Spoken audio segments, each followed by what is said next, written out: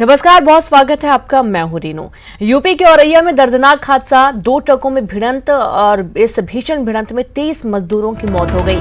30 से ज्यादा मजदूर हादसे में जख्मी हुए हैं। बड़ी खबर आपको दे रहे हैं, यूपी के औरैया में दर्दनाक सड़क हादसा हुआ है, जहां पर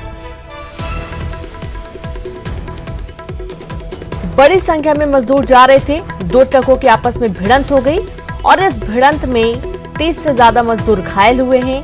23 मजदूरों की दर्दनाक मौत हो गई है। तो यूपी के औरैया से ये बड़ी खबर है, जहां पर दर्दनाक सड़क हादसा हो गया है। आपको बता दें कि लगातार ये जो तस्वीरें सामने आ रही हैं, जो हादसे सामने आ रहे हैं, मजदूर जो कि अपने घर को जाने के लिए मजबूर हैं और ट्रकों का सहारा ले रहे हैं।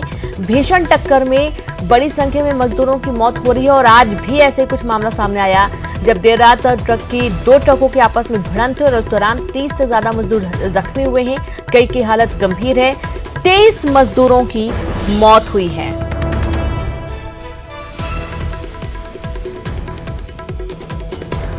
तो यूपी के औरैया में ये भीषण सड़क हादसा हुआ है, जहां 2 ट्रक आपस में भिड़ गए और इस दौरान 23 मजदूरों की मौत हुई। 30 से ज्यादा मजदूर जख्मी हैं। इनमें से कई लोगों की हालत काफी नाजुक भी बनी हुई है।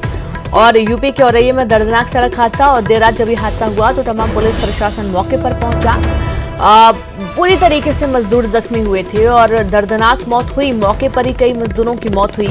2 ट्रकों की भिड़ंत में ट्रक में सवार होकर मजदूर अपने घर के लिए जा रहे थे और इसी दौरान हादसे का शिकार हो गए।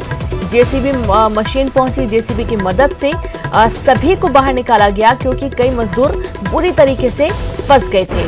तो यूपी के औरैया में ये सड़क हादसा देखने को मिला है, जहां पर 23 मजदूरों के इस दर्दनाक भीषण सड़क हादसे में मौत हो गई और 30 से ज्यादा लोग जख्मी हुए हैं।